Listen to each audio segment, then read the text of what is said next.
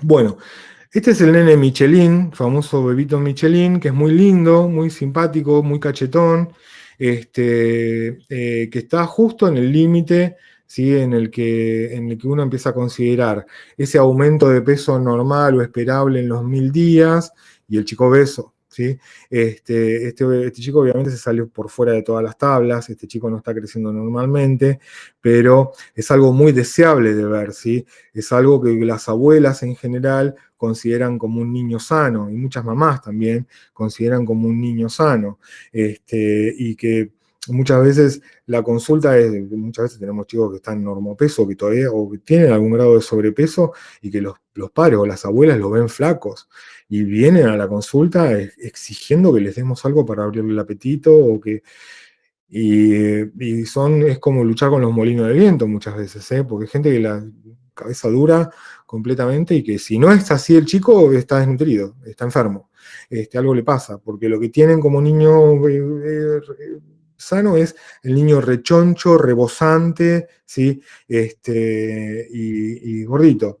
Pero a esos niños lo que les pasa, y una cosa que yo utilizaba mucho en el consultorio es qué es lo que está pasando ahora, ¿no? Eh, no lo que está pasando ahora en el 2020, sino qué es lo que está pasando ahora con este pibe.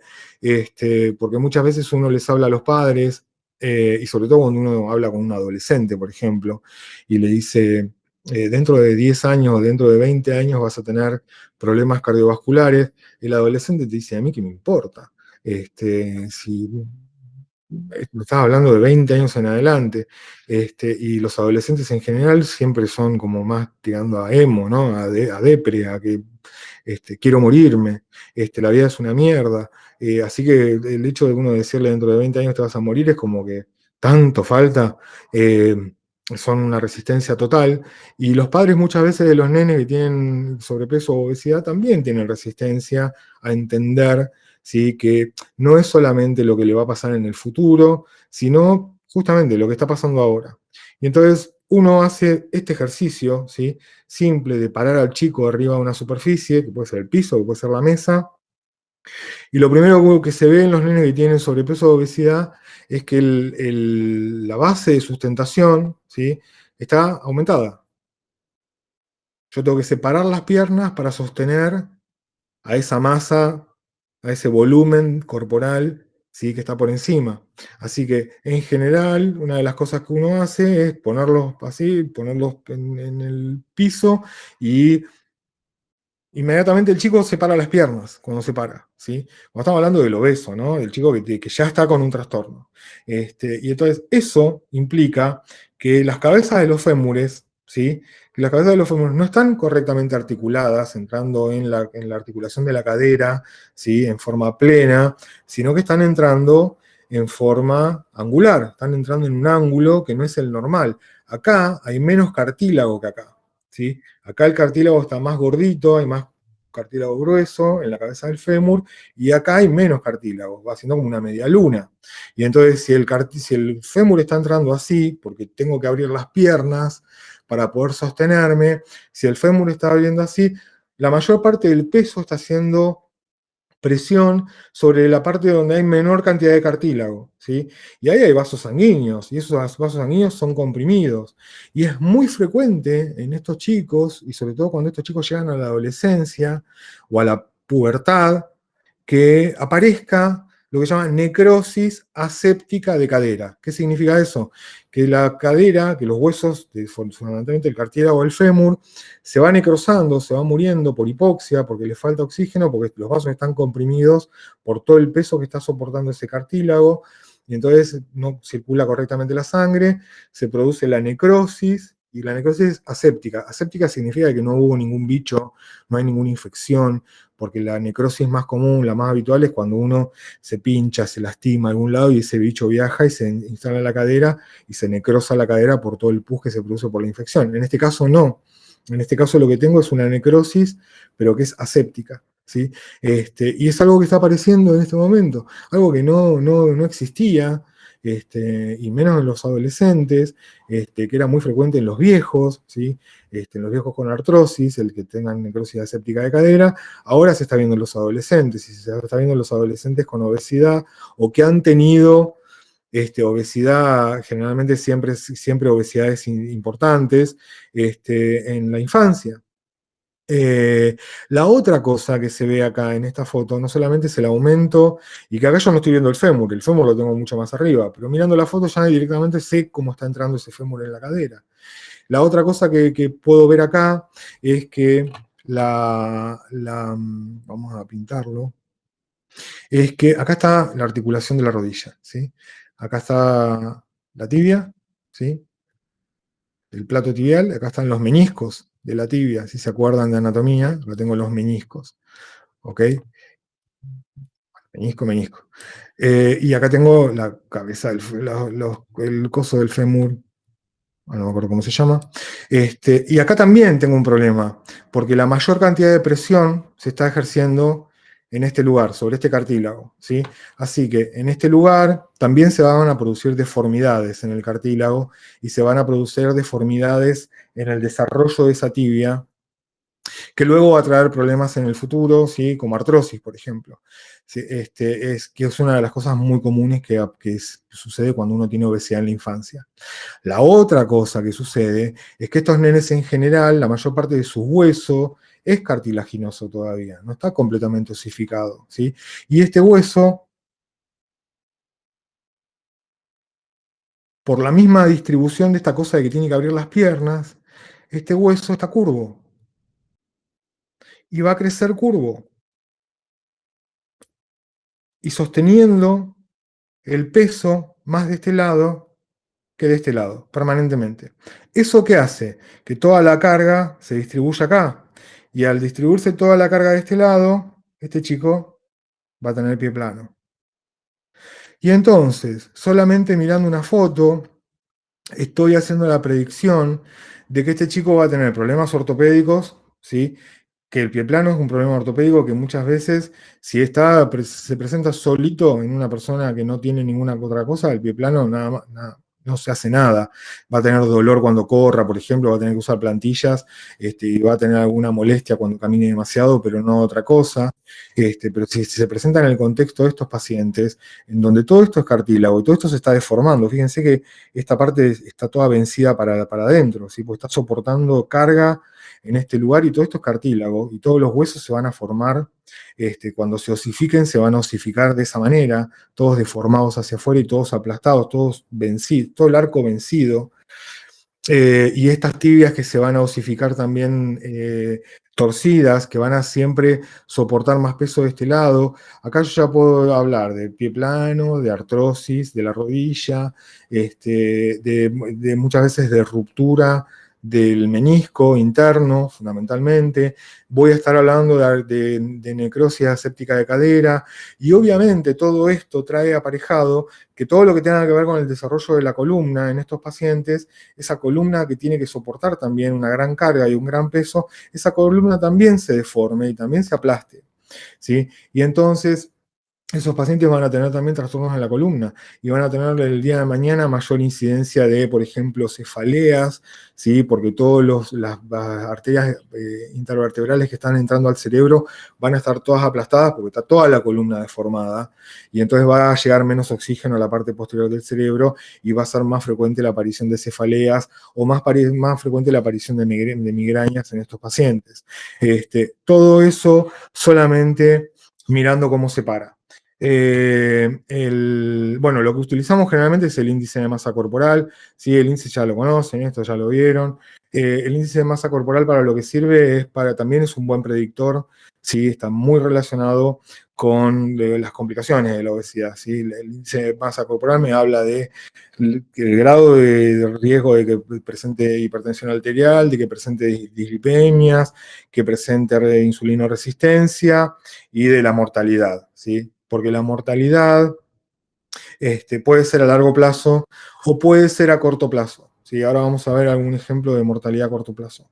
En general la obesidad tiende a persistir, si uno no hace nada, no se le va a pasar con el estirón. En la medida que vaya creciendo, va a seguir creciendo armónicamente y va a seguir siendo obeso, y cuando pegue el estirón, va a pegar el estirón siendo obeso. Así que bueno, si crecen siendo obesos van a sufrir obesidad en la vida adulta. los que tienen un padre obeso duplican las chances y los que tienen a los dos padres obesos prácticamente las triplican. Eh, Fíjense que el 60% de los chicos obesos y el 70% de los adolescentes obesos se convierten en adultos obesos, con todo lo que va a traer eso relacionado con todo lo que vimos el otro día con la diabetes, ¿sí? Con todas las complicaciones a largo plazo de la diabetes. Hablando de mortalidad a corto plazo, una de las cosas que tampoco existía y que ahora estamos viendo es la muerte súbita de estos pacientes por apneas durante el sueño. Fíjense lo que tenemos acá. Acá lo que tengo es una panza muy grande, ¿sí? Porque la obesidad generalmente es más visceral que otra cosa. El perímetro abdominal está muy elevado. Y entonces yo lo que tengo acá es una panza en la que la grasa está creciendo en este abdomen y está creciendo a expensas de robar espacio en el pulmón, ¿sí? De robar espacio en el tórax. Todo este pulmón está comprimido y tiene poca posibilidad de expandirse correctamente. Estos chicos, obviamente, cuando se agitan, cuando corren, ¿sí? Se agitan mucho más fácilmente, no solamente por el exceso de energía que tienen que hacer, el exceso de gasto de energía que tienen que hacer para moverse, por el tamaño que tienen, sino porque estos pulmones se expanden poco. ¿Sí? Estos pulmones se expanden prácticamente un tercio o la mitad menos que en un chico que no tiene obesidad. Así que al expandirse poco, entra poco aire, al entrar poco aire, poco oxígeno, al haber poco oxígeno, estos chicos se están jadeando, ni bien corren una cuadra. Eso es una cosa. Otra cosa es que cuando este pibe se pone horizontal, cuando este chico se acuesta a dormir, ¿sí? Toda esta panza, que por el efecto de la gravedad estaba yendo para abajo y que le estaba liberando de alguna manera el pulmón, cuando este chico se acuesta, la panza se distribuye homogéneamente, ¿sí? Y entonces el pulmón queda más comprimido todavía adentro del tórax. Y este chico cuando duerme, su expansión pulmonar, ¿sí? Va a estar muy reducida, con la acumulación fundamentalmente de mucho dióxido de carbono, ¿sí? Porque para yo poder eliminar dióxido de carbono, tengo que tener una buena expansión de los pulmones, ¿sí? Y que esa buena expansión me permite una buena expiración. Si yo estoy permanentemente con el pulmón en expiración, porque lo tengo comprimido, ¿sí? Esa cantidad de dióxido de carbono está permanentemente quedándose dentro del pulmón y está permanentemente haciendo esto, entrando y saliendo, entrando y saliendo, entrando y saliendo de la sangre. Y no lo estoy expeliendo correctamente. ¿Esto qué va a hacer? Va a hacer que aumente el dióxido de carbono circulante en la sangre. El dióxido de carbono, el aumento del dióxido de carbono, no solamente va a producir alteraciones en el pH, ¿sí? Que es un ácido débil, y entonces al acumularse dióxido de carbono me baja el pH de la sangre, pero en general con la producción de bicarbonato que está dando vueltas se compensa, ¿sí? No pasa mucho por ahí. El problema es que cuando se acumula mucho dióxido de carbono, el dióxido de carbono tiene un efecto narcótico. Es un narcótico. Cuando uno respira dentro de una bolsa, por ejemplo, respira y expele dióxido de carbono permanentemente, cuando uno tiene un ataque de pánico y se pone a respirar dentro de una bolsa, el ataque de pánico cede, no se calma, ¿sí? No sirve para todos los ataques de pánico, pero a veces funciona como cosa cuando uno no tiene ninguna pastilla para tomar y salió rápidamente del ataque de pánico, respirar dentro de una bolsa hace que uno aumente mucho la cantidad de dióxido de carbono que está dentro de lo que estoy respirando y justamente lo que tiene ese efecto es un efecto narcótico, muy cortito, ¿sí? Pues dura poco tiempo, pero tiene un efecto narcótico. Ahora, si yo tengo un chico que está durmiendo 8 horas, 10 horas, o 6 horas, lo que fuere, durante la noche, y tiene permanentemente los niveles de dióxido de carbono elevados, ese efecto narcótico está presente todo el tiempo, ¿sí? Y ese efecto narcótico actúa sobre el cerebro, y lo que va a hacer es inhibir ciertos reflejos y ciertas respuestas del sistema nervioso autónomo que van a estar relacionadas con la disminución, por ejemplo, de la concentración de oxígeno. Y entonces muchas veces estos chicos entran en apnea, ¿sí? Apnea es dejar de respirar, ¿ok? Y cuando nosotros hacemos apneas permanentemente, hacemos 30 apneas por noche. Hay un momento que dejamos de respirar, inmediatamente nuestra protuberancia detecta la caída de oxígeno o el aumento de dióxido de carbono y ¡pim! Otra vez me activa la rampa que hace que yo respire nuevamente. Así que nosotros estamos entrando y saliendo de la apnea permanentemente. Pero estos chicos, por ese efecto narcótico que tiene el dióxido de carbono, muchas veces entran en apnea y no salen. ¿Sí? No tienen ese efecto de que la protuberancia otra vez se dispara y hace que vuelva otra vez a respirar. Y entonces estos chicos muchas veces se mueren durmiendo. ¿Sí? Se mueren espontáneamente, no porque tuvieron un problema de colesterol, no porque tuvieron una ACV, no por nada de eso, se murieron porque hicieron una apnea y una apnea de la que no se recuperaron.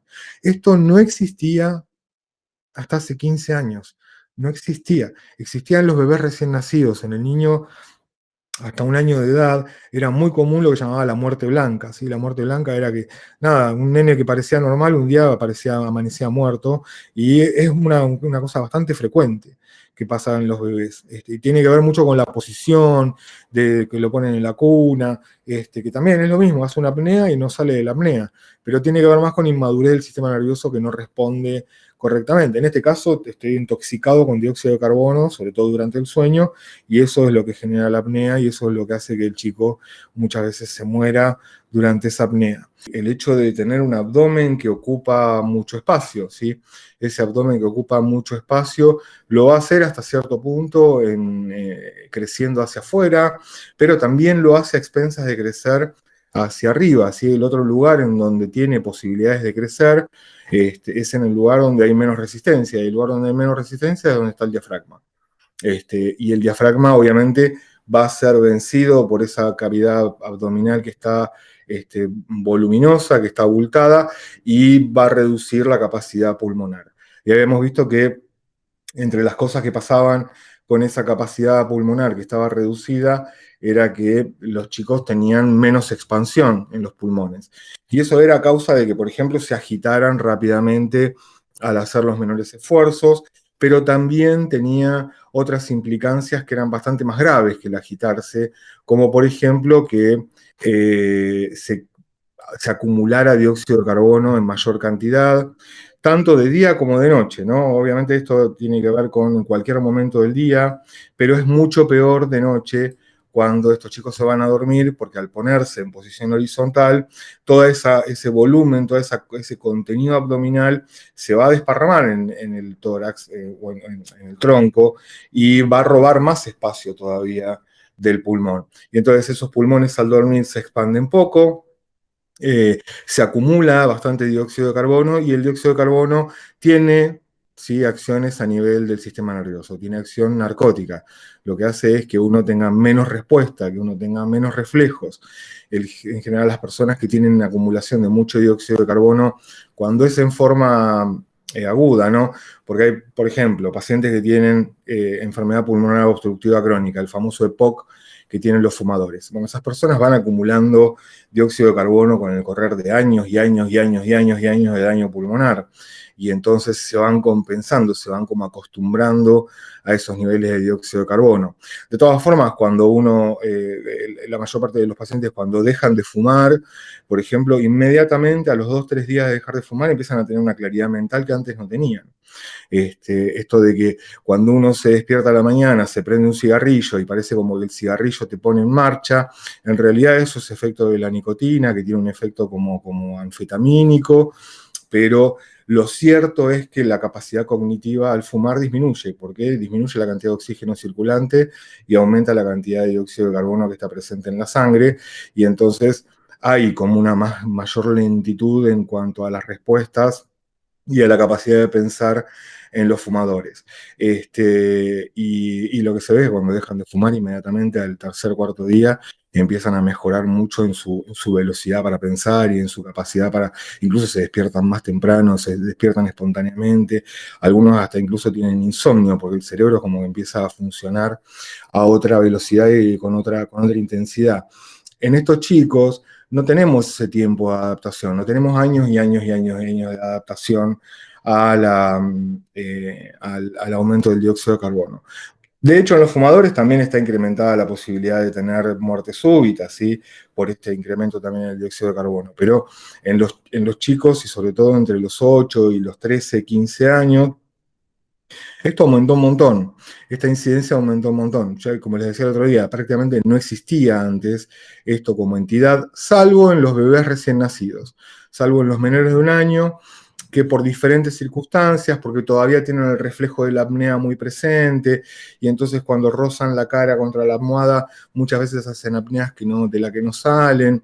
El ambiente en el que hay una mamá fumadora, o hay una familia que fuma, aunque estén fumando lejos del chico, y aumenta la incidencia también de muerte súbita.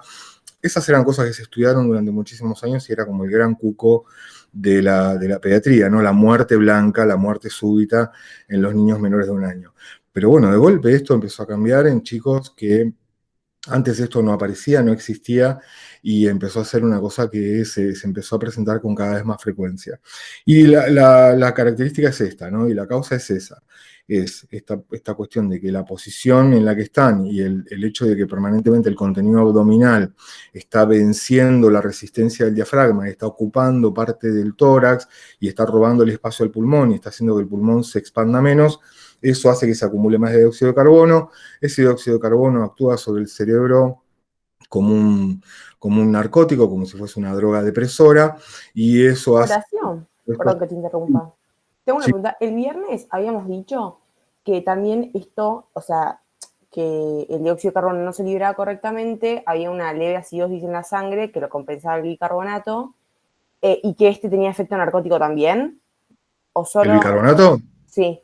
No, no, no, el Ah, entonces bicarbonato lo no. anoté yo mal. Ok, No, no, el bicarbonato no. Pero el bicarbonato se va agotando, o sea, en la medida que claro. vos vas, de todas formas no haces nunca una acidosis metabólica en estas circunstancias, ¿no?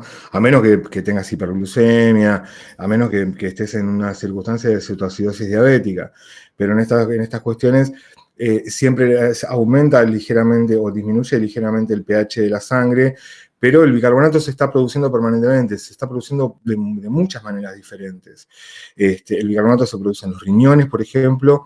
El bicarbonato se produce al fabricar ácido clorhídrico y se está liberando bicarbonato permanentemente a la sangre en la síntesis o en la producción de ácido clorhídrico. Vos tenés como subproducto el bicarbonato que se libera a la sangre. Y las células del cuerpo, cuando queman azúcar, cuando queman glucosa y producen dióxido de carbono y agua como subproducto, como desecho, liberan ese dióxido de carbono al intersticio, y en el intersticio o en la sangre hay una enzima que se llama anhidrasa carbónica que inmediatamente convierte ese dióxido de carbono en bicarbonato. Y ese bicarbonato vuelve a ser convertido en dióxido de carbono cuando llegas al pulmón, y ahí se libera. ¿Sí? Y los glóbulos rojos tienen grandes cantidades también de anhidrasa carbónica que convierten al dióxido de carbono en bicarbonato. Pero en la medida que vos vas acumulando dióxido de carbono en la sangre, porque no lo podés eliminar, ese dióxido de carbono se vuelve a reabsorber a la sangre. Y entonces en estas circunstancias, en estos pibes, lo que sucede es que vos tenés un balance neto siempre mayor de dióxido de carbono que la capacidad del bicarbonato para poder compensar eso. ¿Okay? El bicarbonato no tiene efecto narcótico, salvo en ciertas circunstancias, que en realidad no es un efecto narcótico, que es la famosa marea alcalina que se produce cuando uno termina de comer, que se produce más cantidad de ácido clorhídrico, y eso hace que aumente la cantidad de bicarbonato circulante momentáneamente, y eso hace que muchas veces uno ligeramente se ponga más alcalino, ¿sí? La sangre por la producción de ácido clorhídrico que se está produciendo, y eso muchas veces puede producir cansancio, sueño, un ratito así de falta de energía, pero que rápidamente es compensado.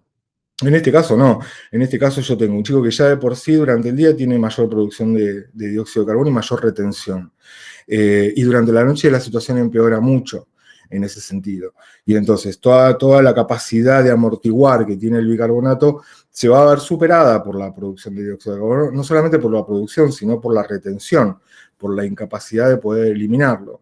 Porque al tener menos capacidad de expansión el pulmón, sobre todo cuando estás acostado, eso hace que ese dióxido de carbono que queda en el alveolo vuelva otra vez a meterse dentro de la sangre y vuelva otra vez a la circulación, y netamente vaya aumentando con el correr de las horas la cantidad de dióxido de carbono que está presente en la sangre. Más todo lo que tiene que ver con el producto del metabolismo que se está produciendo permanentemente. Así que lo que vamos a tener en estos chicos es que muchas veces se produce la apnea.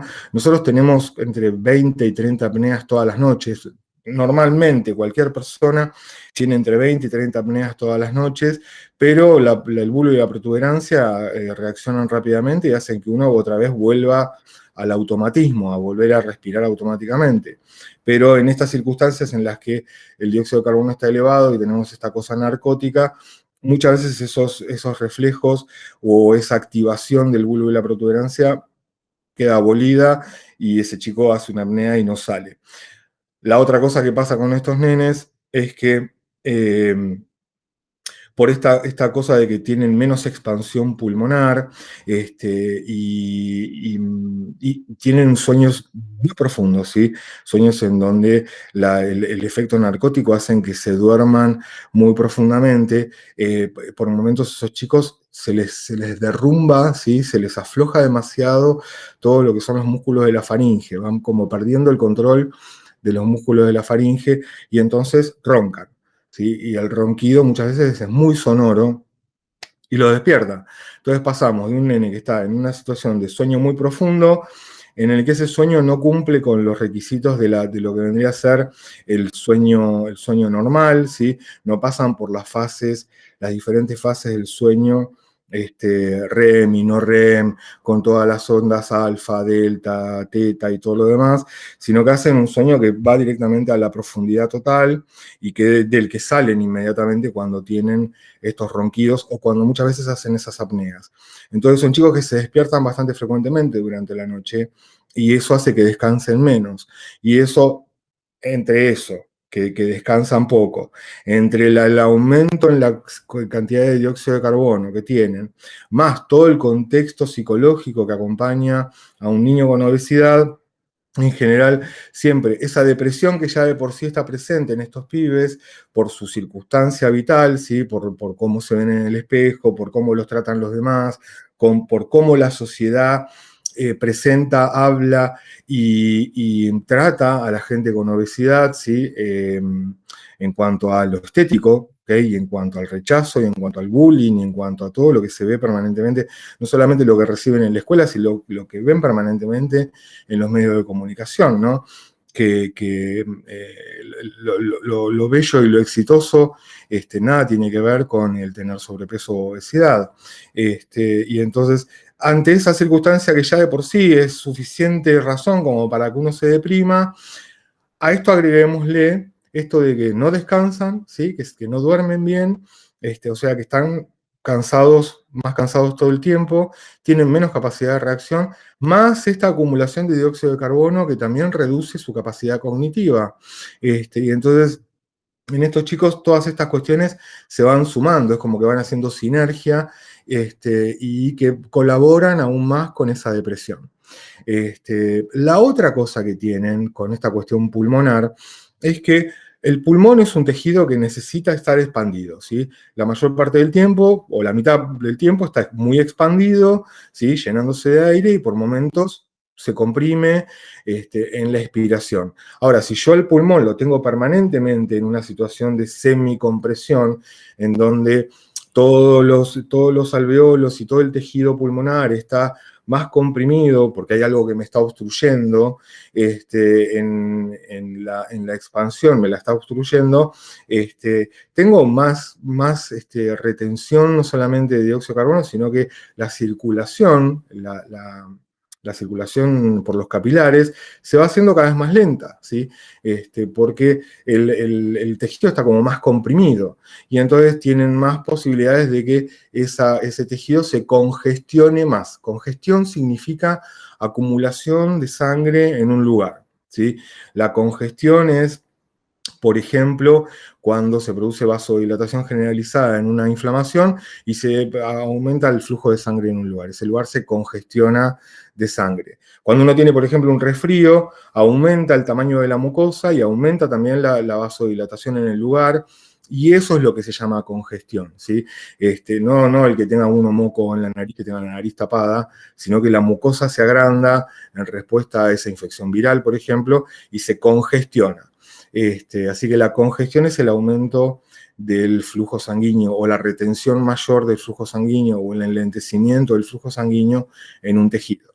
Y acá tengo una congestión permanente durante la noche, fundamentalmente. Eso retrasa, disminuye la circulación de sangre. Obviamente, cuando la circulación de sangre disminuye, la velocidad de circulación disminuye, también tengo más chances de que aumente el dióxido de carbono en ese lugar. Así que todo esto colabora, por un lado, para esto. Por otro lado, al estar más congestionado, también tengo mayor posibilidades de que el líquido se escape de los vasos sanguíneos, porque aumenta la presión en esos lugares. ¿Sí? Al estar comprimido, la presión dentro del vaso sanguíneo te está aumentando, el corazón tiene que hacer más fuerza para bombear, sobre todo el ventrículo derecho, tiene que hacer más fuerza para bombear hacia el pulmón, porque al estar congestionado, al estar comprimido, hay más resistencia. Y entonces tengo que hacer mucha fuerza para mandar sangre hacia el pulmón. Así que eso también sobrecarga el ventrículo derecho. Y a la larga, muchas veces es causa, en estos pacientes, si continúan con su obesidad y si llegan a la adolescencia y a la edad adulta con su obesidad, muchas veces contribuye a que vayan desarrollando corazones que van aumentando generalmente el tamaño de la pared ventricular, ¿sí? Y el tamaño de la pared ventricular crece a expensas de reducir el volumen del ventrículo. Eso se llama insuficiencia cardíaca, ¿sí? Y es una de las complicaciones de los adultos obesos. El hecho de desarrollar insuficiencia cardíaca es que el ventrículo derecho fundamentalmente se hace cada vez más grueso, la pared, el volumen cada vez menor, la cantidad de sangre que mandan al pulmón es cada vez más chica, tienen que aumentar la frecuencia cardíaca, tienen que tener taquicardia para poder mandar la misma cantidad de sangre que mandaban normalmente, y obviamente esto se hace un círculo vicioso en el que en algún momento, cuando se produce una ligera hipoxia del corazón, se produce un infarto. ¿Sí? Si tenés tapada una coronaria en ese lugar porque tenés un aumento del colesterol, mató todas las citoquinas proinflamatorias que tienen los obesos y se produce un espasmo momentáneo, la hipoxia ahí es mucho mayor y el tejido cardíaco se muere mucho más fácilmente. Así que todas estas complicaciones, todas estas cosas que se van sumando en el tiempo y que van arrastrando cada vez más posibilidades de complicarse, ¿sí? Cada vez más catastróficamente en el futuro. ¿Se va entendiendo esto más o menos? ¿Sí? Todo esto que empieza con un pulmón que no se expande correctamente, termina en 20, 30 años, si eso no se resuelve, con un corazón agrandado, con un ventrículo achicado, con menor posibilidad de mandar sangre hacia el pulmón, con menor oxigenación general, y que obviamente sobre esto en estos pacientes en general están tapadas las arterias, y esto va a contribuir a que muchas veces esta sea la causa de las enfermedades cardiovasculares, de que tengan un infarto o que tengan ruptura de arterias, sobre todo de la aorta o de las coronarias, porque aumentan mucho las presiones, porque todo tiene que ser mucho más esforzado. Eso a largo plazo. En el corto plazo también tenemos que ese aumento en la presión adentro del pulmón hace que se escape líquido hacia afuera de los capilares, y que muchas veces los alveolos también estén más congestionados, tengan más cantidad de líquido, ¿sí? En el interior del alveolo.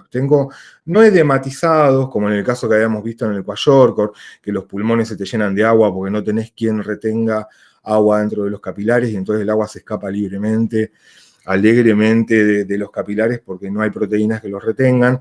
En este caso sí tengo proteínas, así que la cuestión osmótica no está relacionada acá, pero sí la cuestión hidrostática, la presión adentro del vaso sanguíneo en un tejido que tiene mucha resistencia, hace que esa presión, que el líquido tienda a escaparse también por presión. Y entonces los alveolos tienen un ligero aumento en la cantidad de agua en el interior de los alveolos. Eso hace que esos chicos estén mucho más reactivos, por ejemplo, a cambios en el clima.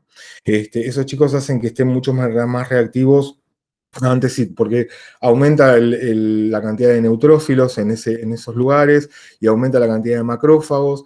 Y entonces esos chicos muchas veces cuando cambia la temperatura, cuando se pone más húmedo el clima, o cuando hace frío de golpe, o ante incluso el ejercicio, se les cierran los bronquios, ¿sí? Y al cerrarse los bronquios hacen crisis pseudoasmáticas, parecen crisis de asma, y muchas veces en estos pacientes hay mayor incidencia de asma que en la población general, pero una de las cosas que tienen es que hacen broncoespasmos con mucha más facilidad que los niños que no tienen obesidad. Así que acá tenemos un montón de cosas que se van a estar presentando, no solamente en el largo plazo, en el adulto, del adulto que creció siendo un niño obeso, sino también en el niño, ¿sí? En el chico que está teniendo esto. Entonces, esas son cosas que son importantes, por ejemplo, cuando uno trata a los pacientes. El otro día les contaba que cuando uno habla con los papás y uno plantea las situaciones a futuro, cuando uno habla de acá a 20 años, a la gente poco le importa, ¿no? Es como que estamos hablando de mucho tiempo. No tiene mucha incidencia psicológica sobre mí el hecho de que vos me hables de algo que me va a pasar dentro de 20 años.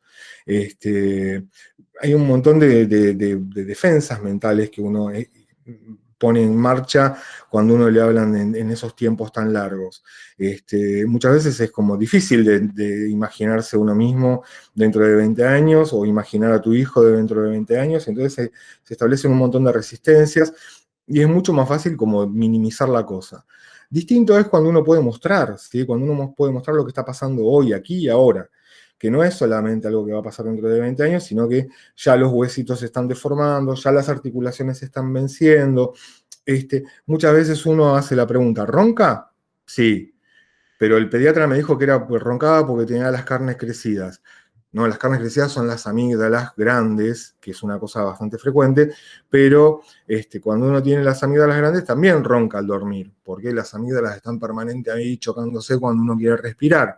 Pero simplemente con hacerle abrir la boca al chico y mirarle la garganta y ver que las amígdalas no se están tocando, porque lo único que hace que uno ronque con las amígdalas grandes es que las amígdalas se toquen en la línea media de la garganta, y normalmente uno lo que ve es que las amígdalas están de tamaño normal. Y entonces ahí uno lo que tiene que decir es, no, no está roncando porque las amígdalas están grandes, está roncando porque su pulmón no se está comprimiendo, no se está expandiendo bien. Y está roncando porque durante la noche pasa esto y esto y esto y esto, y se deprime el sistema nervioso, y entonces, por eso todo lo que tiene que ver con el movimiento normal de los músculos respiratorios se deprime y se afloja, y entonces ronca por eso.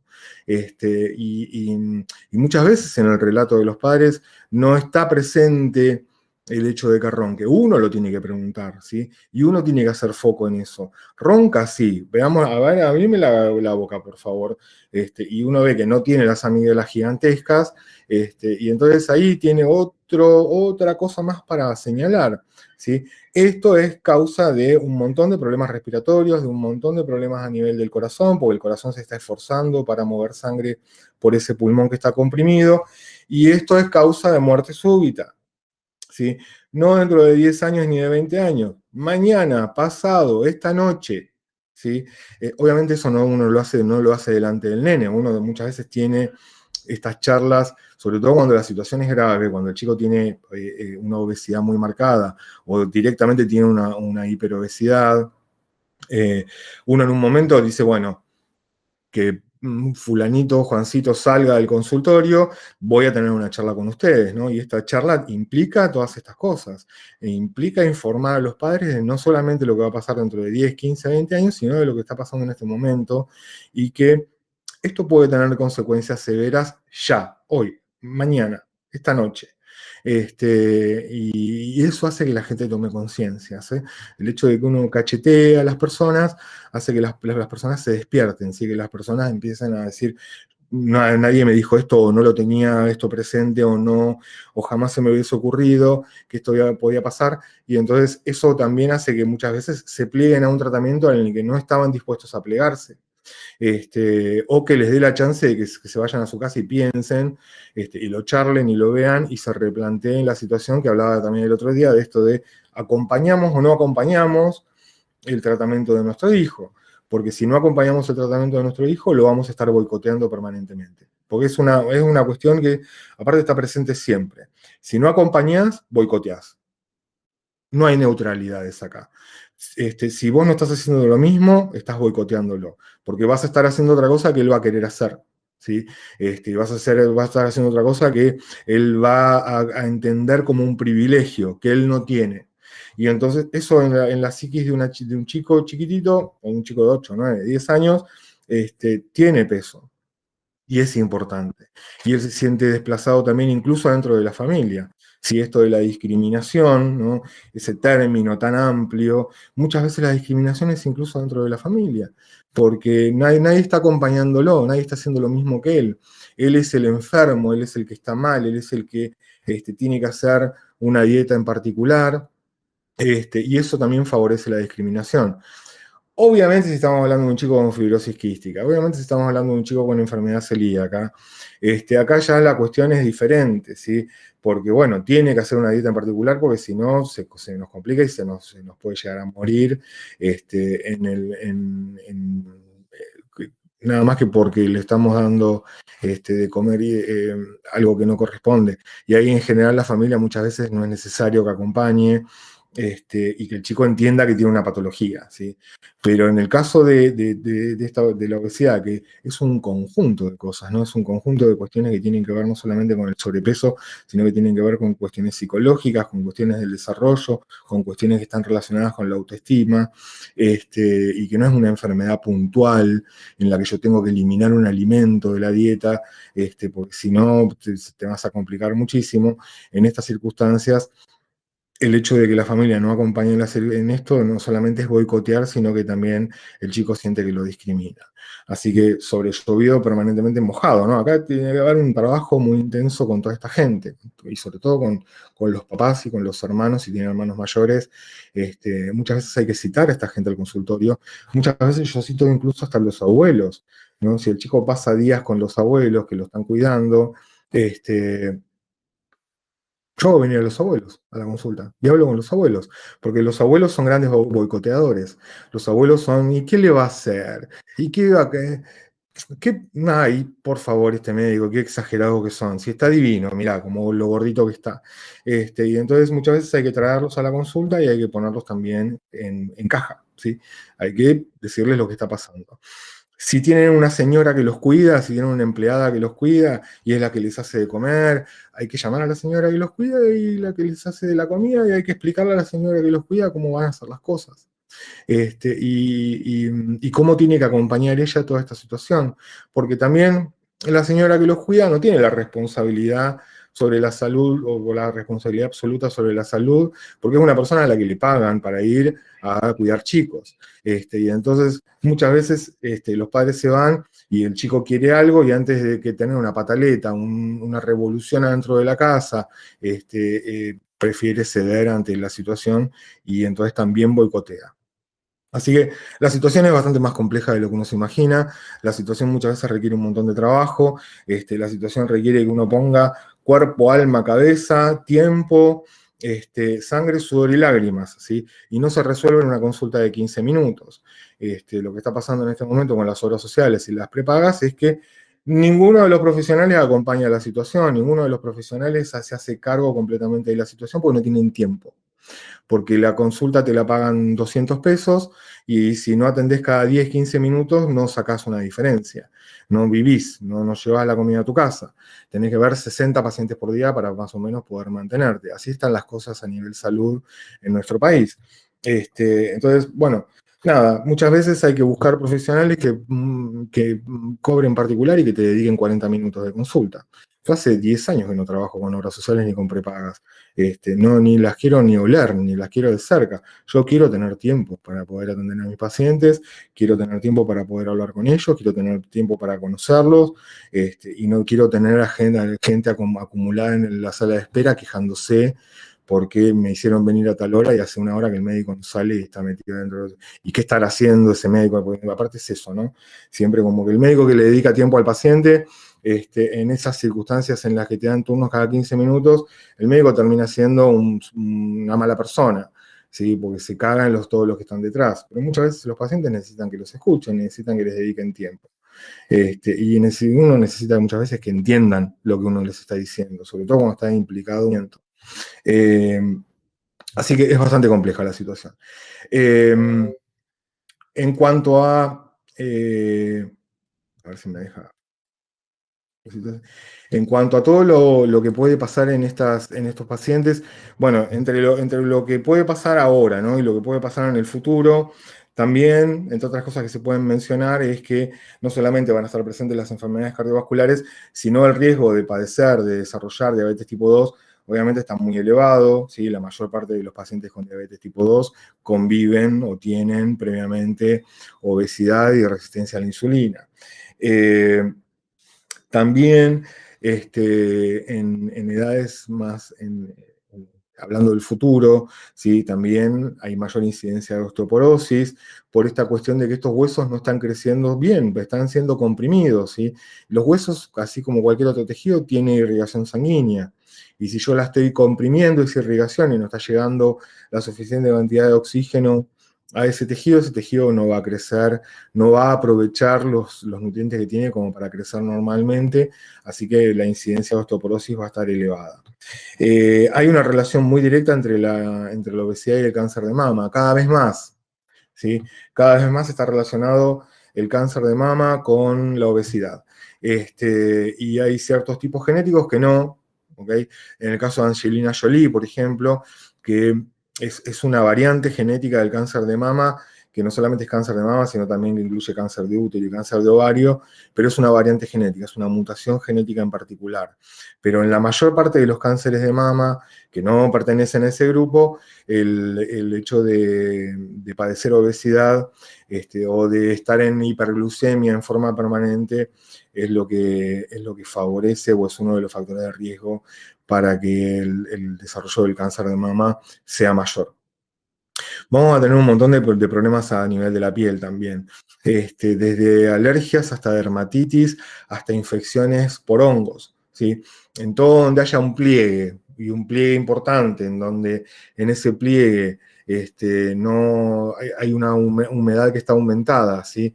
Imagínense los pliegues de la panza, por ejemplo, los pliegues de las mamas, cuando hay mucha obesidad. En niños, no estoy hablando en gente grande solamente, en niños, pero tengo un chico que tiene un montón de pliegues, ¿sí? Y en esos pliegues no hay ventilación y ahí hay mucha humedad, ahí se desarrollan hongos con mucha facilidad. Entonces, en los pliegues de las mamas, en los pliegues del abdomen, muchas veces en los pliegues de la cola, pueden aparecer hongos con más facilidad, la piel permanentemente está húmeda, se rompe con más facilidad y puede aparecer infecciones porque la piel se rompe, cuando está húmeda se rompe, se agrieta y se pueden meter bacterias también ahí adentro. Así que alteraciones cutáneas puede haber montones.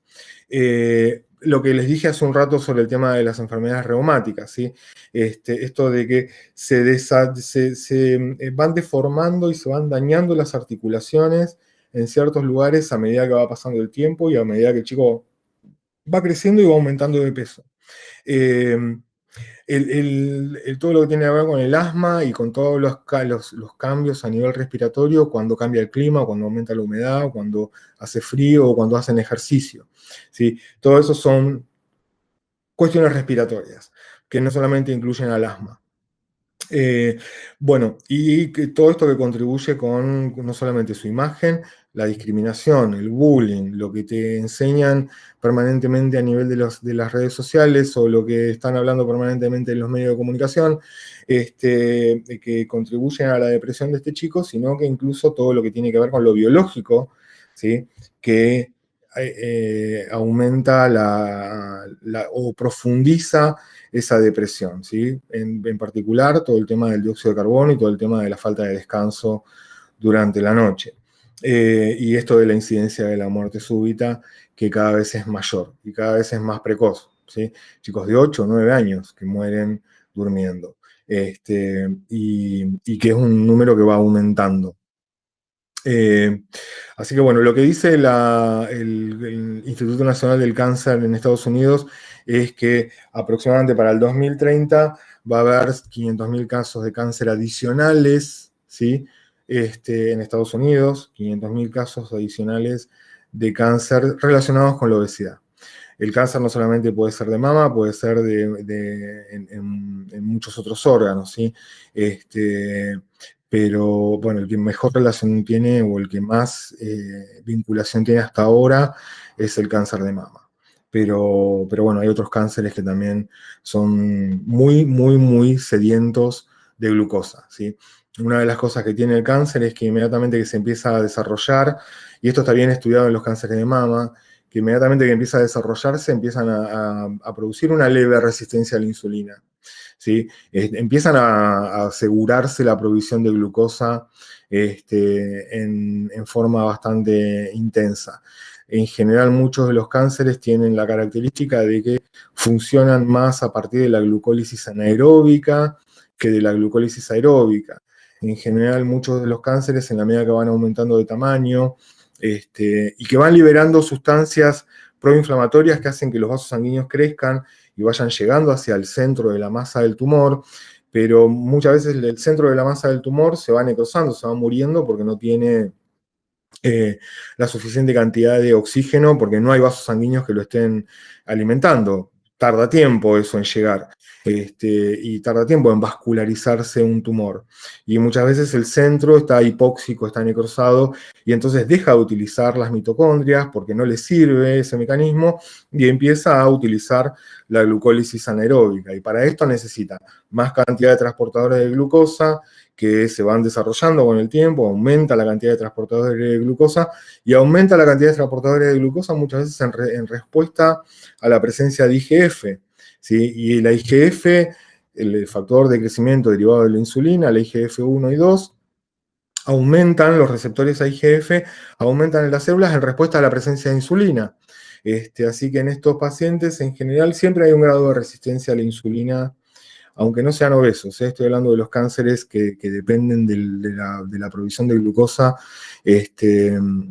intensa y que crecen rápidamente, ¿no? En estos cánceres, los pacientes en general tienen algún grado o una ligera resistencia a la insulina, que eso asegura que aumente la glucemia y que eso asegura que el cáncer tenga combustible para seguir creciendo.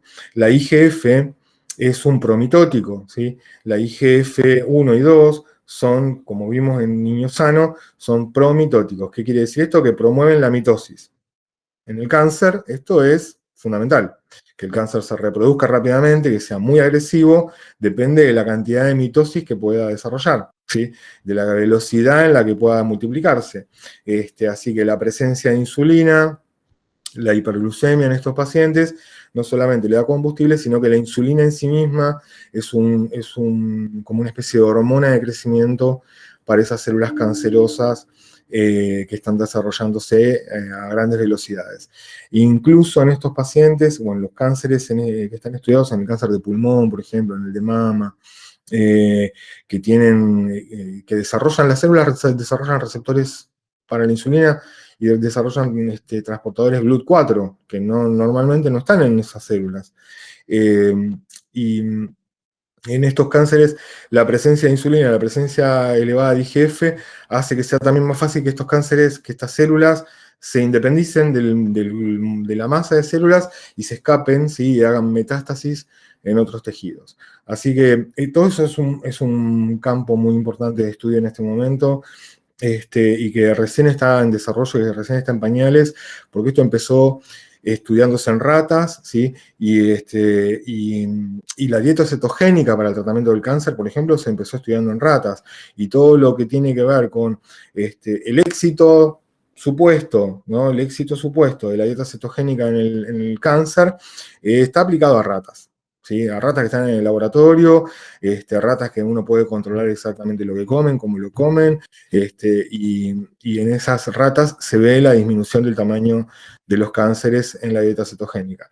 En los humanos la cosa es completamente diferente, porque en los humanos hay un montón de otras circunstancias que uno no controla, pero esos estudios primordiales y todo eso que tiene que ver con el hecho de la interrelación entre el cáncer, la glucosa y la insulina, es lo que está dando pie para toda una rama que se está desarrollando en este momento, que tiene que ver justamente con eso, con que se podría prevenir, no la aparición del cáncer, pero se podría prevenir el desarrollo o el aumento en la velocidad de crecimiento de ciertos cánceres haciendo cierto tipo de intervenciones terapéuticas que no solamente sean quimioterapia, que incluyan muchas veces intervenciones dietarias.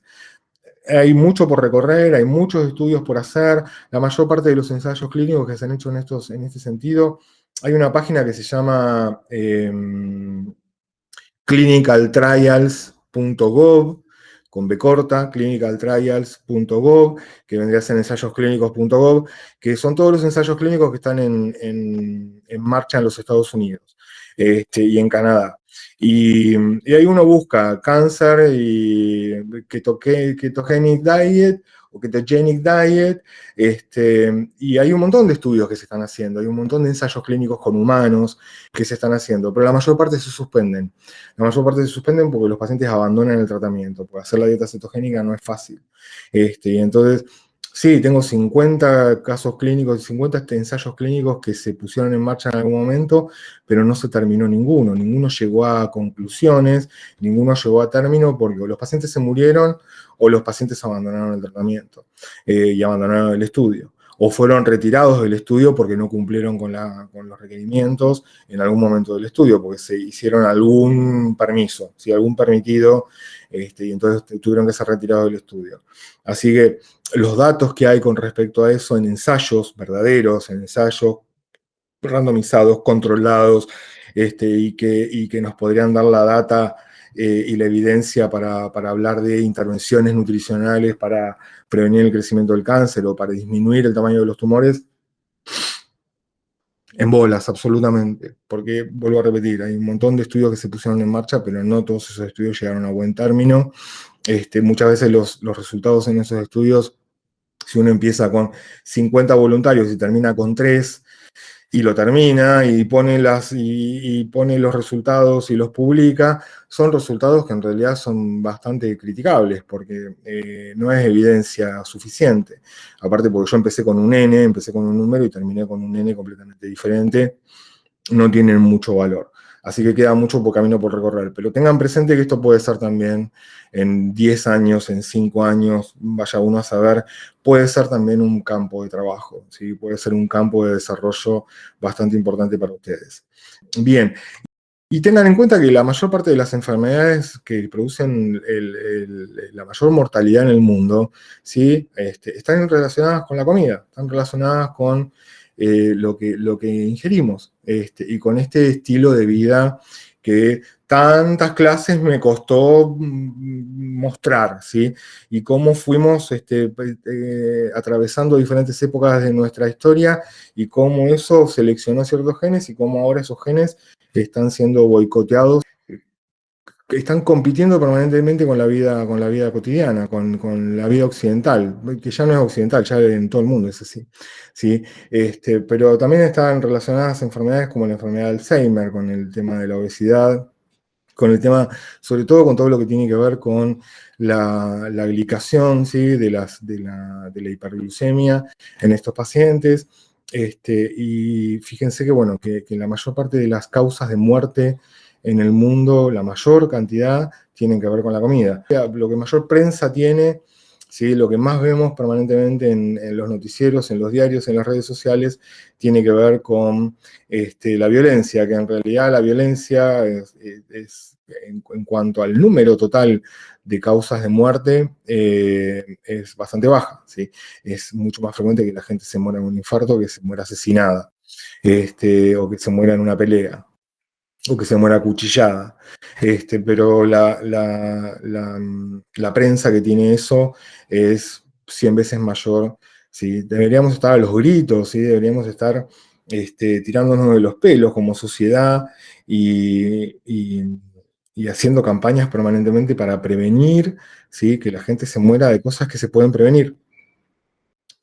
Básicamente la idea general es esa, ¿no? Son enfermedades que son prevenibles.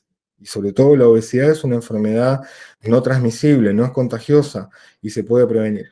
Y todas las complicaciones que están derivadas con la obesidad, que son las que matan a la gente y que matan a muchísima más gente que cualquier pistola, cuchillo, guerra o lo que fuere, tienen que ver con la comida y tienen que ver justamente con las complicaciones de la obesidad.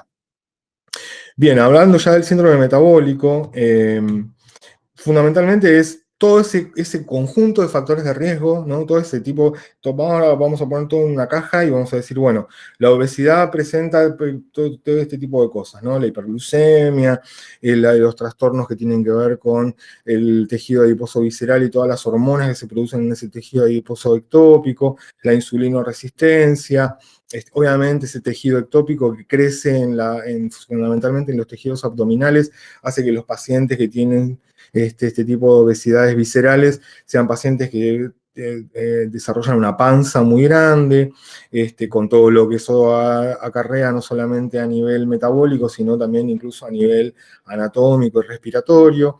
Así que todo ese conjunto de factores de riesgo, todo ese conjunto de cosas se conjugan en lo que se llama el síndrome metabólico, ¿sí? Y entonces tengo la obesidad central, vendría a ser la obesidad abdominal, más el aumento de los triglicéridos y el colesterol, que serían las dislipidemias, más todo el daño que se produce a nivel de las arterias y de las venas, pero fundamentalmente de las arterias de gran calibre, de mediano calibre y de pequeño calibre, ¿sí? que llevan a la hipertensión arterial, por el daño directo, por ejemplo, de los ajes sobre el tejido endotelial y sobre el tejido de sostén de las arterias, más la resistencia a la insulina que está dada por un montón de cambios que no solamente están relacionados por estas hormonas no habituales o patológicas que se están produciendo en el tejido adiposo visceral, sino también por esta cuestión de que el adipocito se hipertrofia, crece, aumenta de tamaño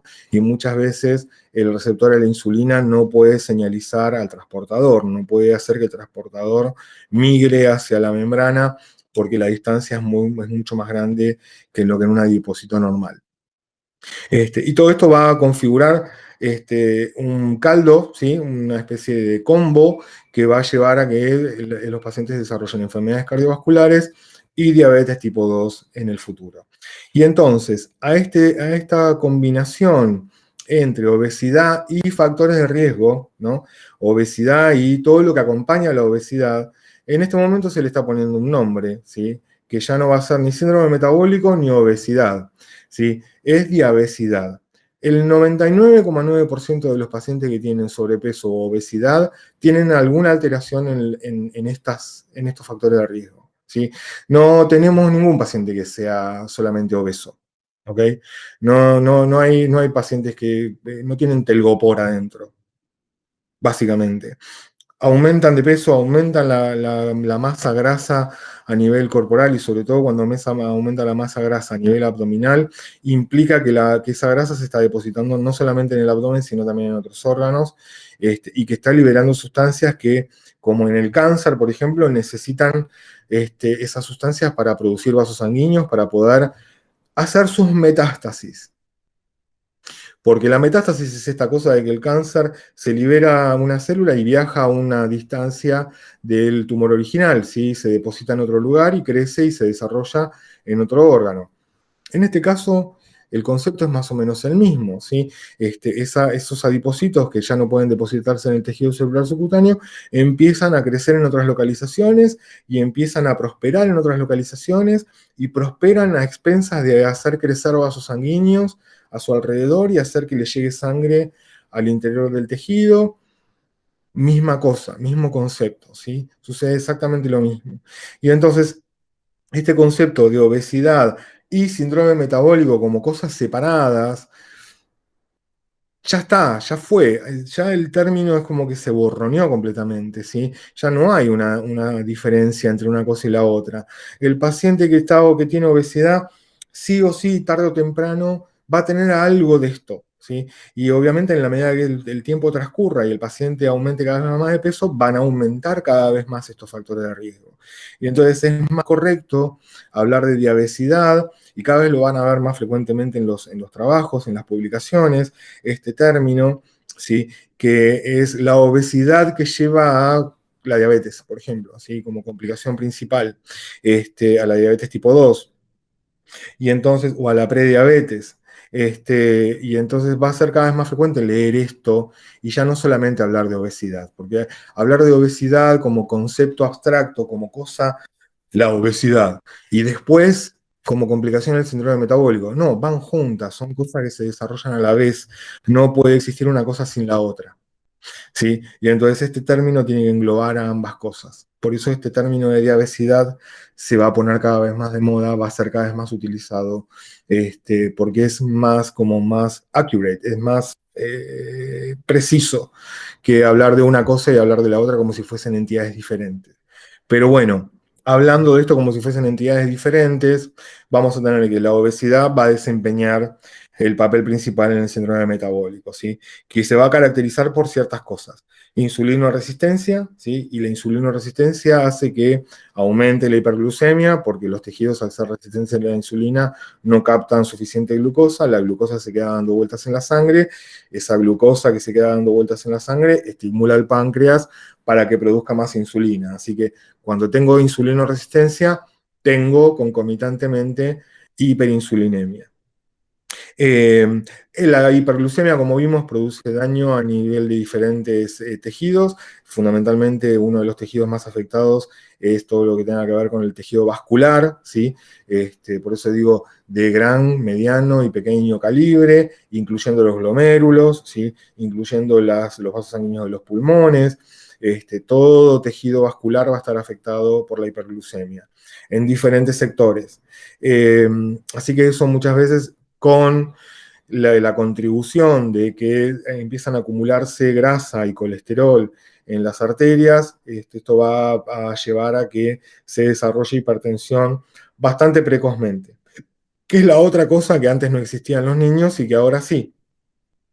Y obviamente, bueno, todas las dislipemias que se están produciendo, porque todos los cambios que se producen a nivel de los tejidos por la producción de estas citoquinas o de estas adipocinas que son no habituales, hacen que incluso las lipoproteínas que están viajando por la sangre, esas apoproteínas que sirven como llave para interactuar con los tejidos, también se alteran y entonces también tengo un déficit o una alteración en el aprovechamiento de las grasas y del colesterol por parte de los tejidos, más allá de que tengo un exceso, hay un menor aprovechamiento por parte de los tejidos y entonces esto hace que circule más cantidad de triglicéridos y colesterol por la sangre y que sea mayor la chance de que esos triglicéridos y ese colesterol, y sobre todo el colesterol, se quede atrapado en una arteria y crezca como una placa de ateroma.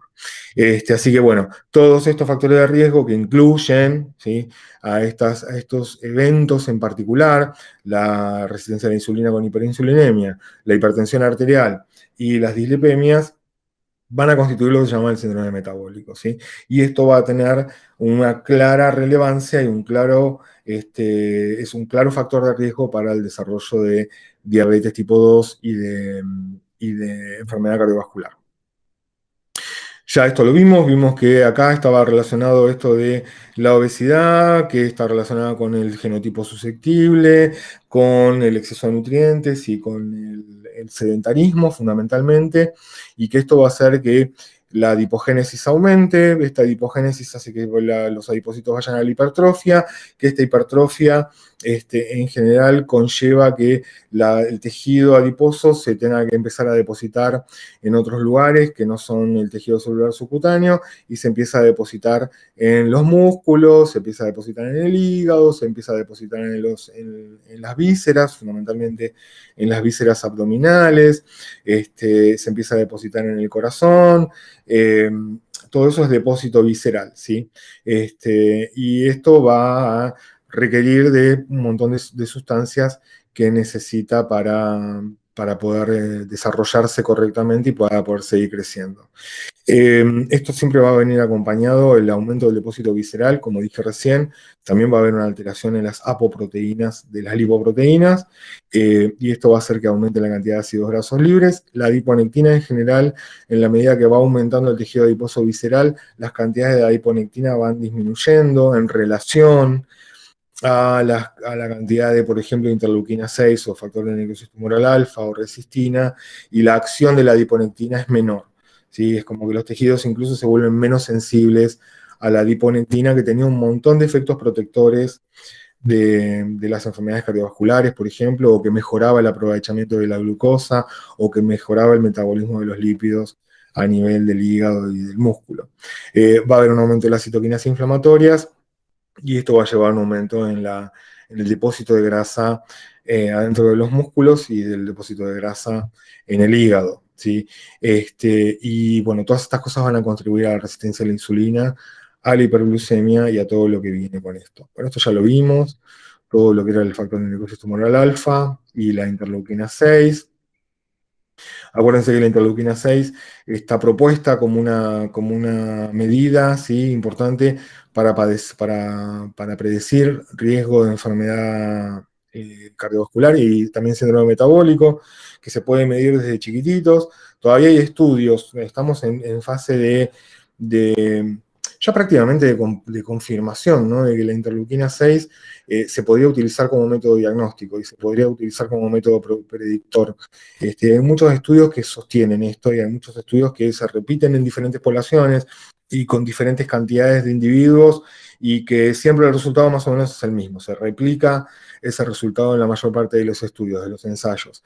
Y entonces ya se puede decir con bastante seguridad de que uno midiendo los niveles de interleuquina 6 podría predecir la aparición de enfermedades cardiovasculares en el futuro o de síndrome metabólico. Queda más que nada en pediatría definir los valores que deberían ser.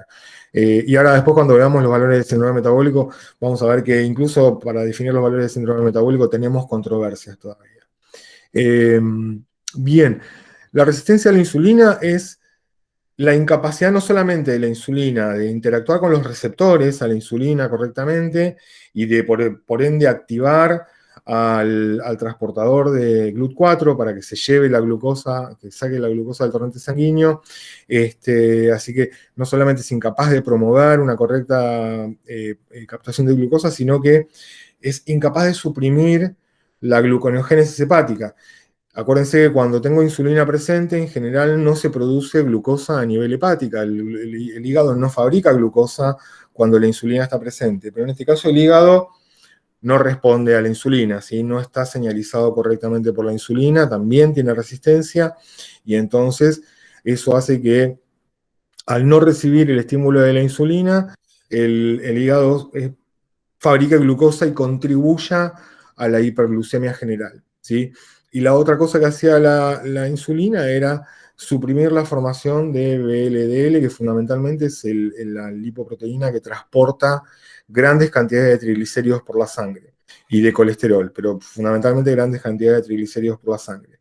Así que acá lo que voy a tener es como efecto neto un aumento de la glucemia, no solamente porque los tejidos no captan glucosa, sino porque el hígado no solamente no capta glucosa, sino que fabrica glucosa para compensar esa hipoglucemia que supuestamente debería estar presente, que no es real, y esto termina de alguna manera dañando o con el tiempo, ¿sí?, termina produciendo glucotoxicidad y lipotoxicidad a nivel del páncreas, y ese páncreas va siendo cada vez menos efectivo para controlar la glucemia. No solamente tengo un problema con el tema de la resistencia a la insulina, y hace que el páncreas fabrique grandes cantidades de insulina en presencia de esa hiperglucemia cada vez más creciente, y esa insulina no tiene ningún efecto en los tejidos, sino que esto termina dañando finalmente a las células pancreáticas, y muchos de estos pacientes a la larga, en el largo plazo, terminan necesitando insulina exógena para poder funcionar correctamente. El aumento de los ácidos grasos, obviamente, y que van a estar libres en la circulación, van a llevar o van a ser parte de lo que contribuye a la enfermedad cardiovascular, fundamentalmente por el aumento en el depósito de colesterol a nivel de las arterias. Esto ya lo habíamos visto el otro día, todo lo que estaba produciendo la hiperglucemia, ¿sí? La hiperglucemia daña los tejidos, daña el endotelio, se puede medir esa hiperglucemia en forma de la hemoglobina glicosilada, ¿sí? Y ver lo que sucedió en los últimos meses con esa glucemia. Va a contribuir también por el daño que se produce no solamente en el endotelio vascular, sino también en el daño que se produce a nivel de las capas más internas de las arterias, y es con esto de la inhibición del óxido nítrico, por ejemplo, que era el que favorecía la vasodilatación, va a hacer que esas arterias y que esos capilares, esas arteriolas, se contraigan con más facilidad y que la vasoconstricción esté presente, que eso contribuya a la hipertensión arterial. Habíamos dicho que todo esto de los AGEs también interferían con la inmunidad, a nivel de interferir con las inmunoglobulinas y a nivel de interferir con las propias células de la inmunidad. que muchas veces al fagocitarse a estos ajes los transforman en otras proteínas que son aún más dañinas que los ajes originales.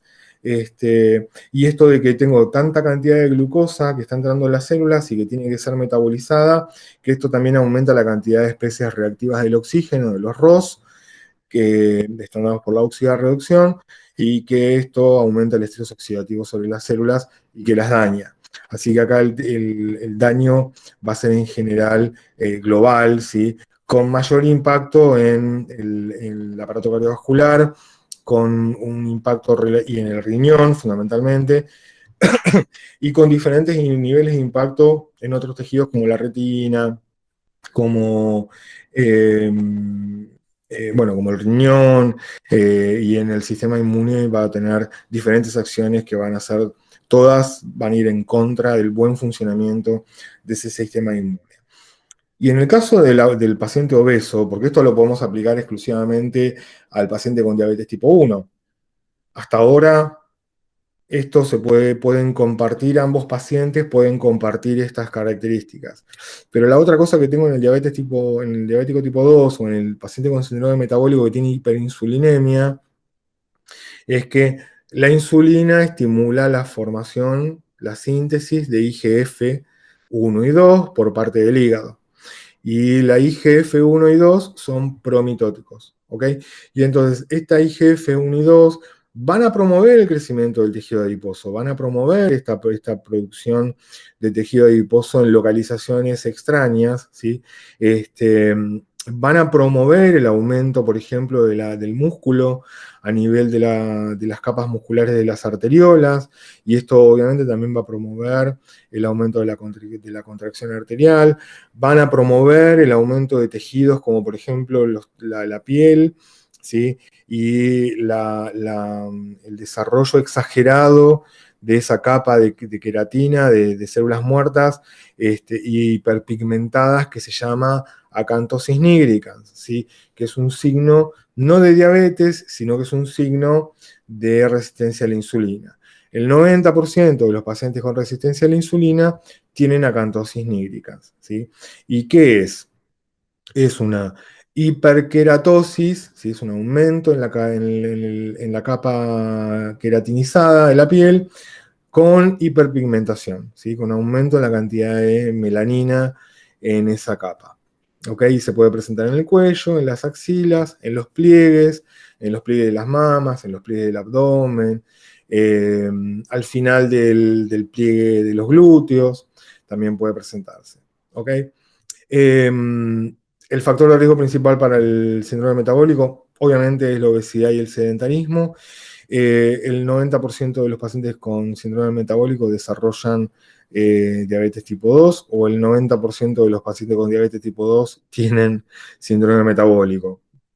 Otra vez, diabesidad, van las dos cosas de la mano, no podemos separar una cosa de la otra. Si hay síndrome metabólico que no tenga que ver con la obesidad, sí, y el otro día les di el ejemplo de que tenemos síndrome metabólico relacionado con el uso, por ejemplo, de antivirales como el AZT, que se utilizaba en los años 80 y 90 para el tratamiento del HIV, del SIDA, que los pacientes tratados con AZT desarrollaban síndrome metabólico, eran pacientes flacos, flacos, flacos, prácticamente desnutridos, pero desarrollaban una gran cantidad de grasa entre los omóplatos, que aparecía como una especie de joroba, desarrollaban una gran panza, ¿sí? En pacientes súper flacos, pero con una gran panza por el aumento de depósito de tejido graso eh, ectópico, y también tenían complicaciones como por ejemplo con la estatosis hepática, o el aumento del tejido graso a nivel de los músculos. Pero no desarrollaban obesidad, eran pacientes que en general tendían a la desnutrición. Y en esos pacientes el síndrome metabólico no está dado por la obesidad, ¿sí? Eh, Así que, pero bueno, el 90% de de los pacientes con síndrome metabólico tienen o desarrollan diabetes tipo 2. La mayor incidencia va a ser entre los 15 y los 19 años. Obviamente, ahora se está moviendo también esto, y ya tenemos pacientes que pueden cumplir con esos criterios de síndrome metabólico en edades menores. Entonces, en muchas de las clasificaciones de síndrome metabólico vamos a ver que en realidad los valores de laboratorio se empiezan a tomar o se tienen en cuenta a partir de los 15 años, en realidad de los 13 a los 19 años, ¿no? Y ahí es donde los tenemos bien clasificados, donde tenemos puntos de corte importantes. Pero también tenemos discusiones, sobre todo lo que tiene que ver con la Asociación Americana de Diabetes. Por un lado, la Federación de Pediatría, que está diciendo que los puntos de corte deberían aplicarse a los pacientes adolescentes, pero por otro lado, la Asociación Americana de Diabetes está sosteniendo lo que llaman los criterios de Cook, que los criterios de Cook hacen referencia a que hay puntos de corte que son en menores, ¿sí? Porque esto se está presentando cada vez más frecuentemente en menores, y entonces tenemos muchas veces criterios diferentes dentro de diferentes sociedades científicas. Y cuando uno dice, bueno, ¿qué tomo en cuenta? Vamos a tener que tomar en cuenta las dos cosas. Ahora lo vamos a ver cuando veamos los dos criterios diagnósticos en forma diferente. Si yo tengo un paciente con diabetes tipo 2, o un paciente con síndrome metabólico, o un paciente obeso, que tiene un pariente de primer grado, padre o hermano, que tiene diabetes tipo 2, el riesgo de que él desarrolle síndrome metabólico y diabetes tipo 2 aumenta 5 veces más que en la población general. Así que esto de la poligenia, ¿sí? Esto de la herencia, esto de que nuestra familia, ¿sí? Ha venido de una historia en la que se han seleccionado genes que favorezcan la retención de energía, la retención de grasa, va a estar muy fuertemente relacionado acá, ¿sí? Otra vez, no es una enfermedad genética, pero tiene una penetrancia hereditaria bastante importante, ¿sí?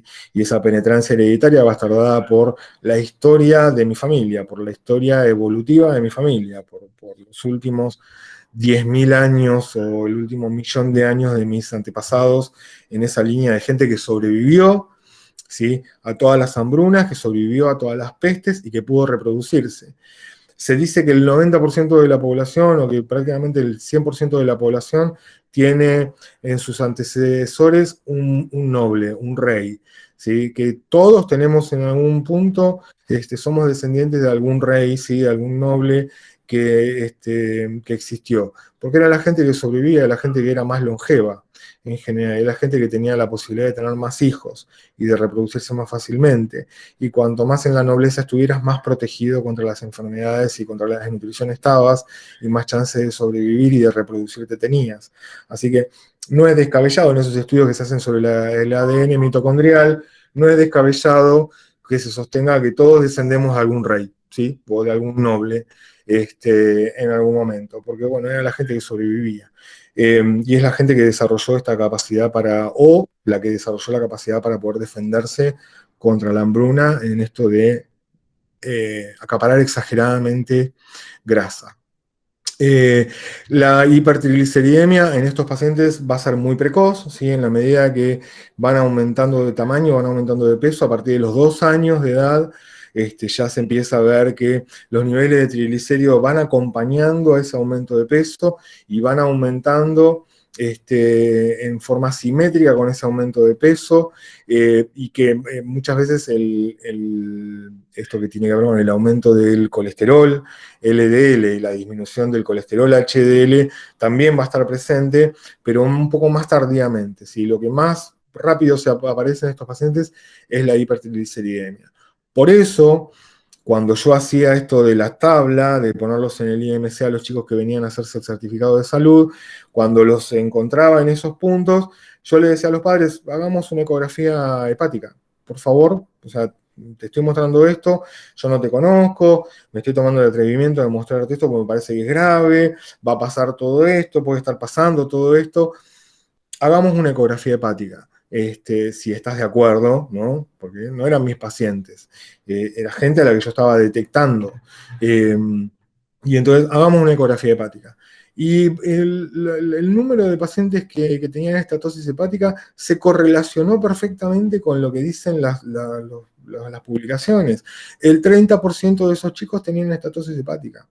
Y chicos chiquitos, chicos de 6, 7 años, sobre todo los que estaban muy por fuera de la curva, ¿sí? Esos tenían estatosis hepática y tenían algún grado de estatosis hepática, o muy precoz, o muy incipiente, o estatosis hepáticas que se veían bien en las ecografías.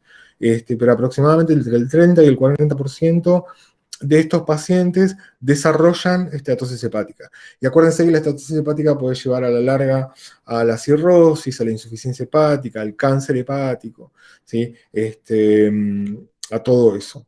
Así que bueno, en estos pacientes en que están en este estado proinflamatorio con estas citoquinas inflamatorias dando vueltas, que promueve la resistencia a la insulina, que promueve la hiperglucemia, con las dislipemias que van a estar presentes muy tempranamente, ¿sí?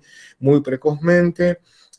Todo esto va a contribuir, las citoquinas, las dislipemias y la hiperglucemia van a contribuir al daño endotelial y esto va a ser la causa de las enfermedades cardiovasculares y la hipertensión arterial en estos pacientes. ¿Sí?